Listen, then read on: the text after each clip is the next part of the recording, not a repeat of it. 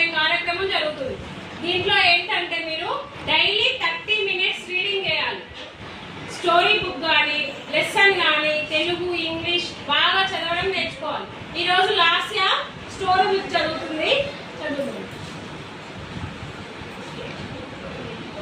First lesson కథ పేరు చీమ పావురం. కథ పేరు చీమ పావురం.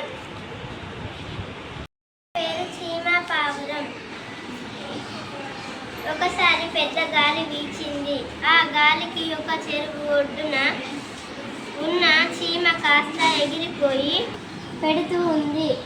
ఆకాశంలో ఎగురుతున్న ఒక పావురం ఒక ఆకుని తెచ్చి ఆ చీమ దగ్గర పడేసింది. చీమ ఆకు పైకి ఎక్కింది. ఆకు అలా తేలిపోయి చెరువు ఒడ్డున కొట్టుకొని వచ్చింది. చీమ భద్రంగా నేల మీదకు పాకింది. వేటగాడు బాణం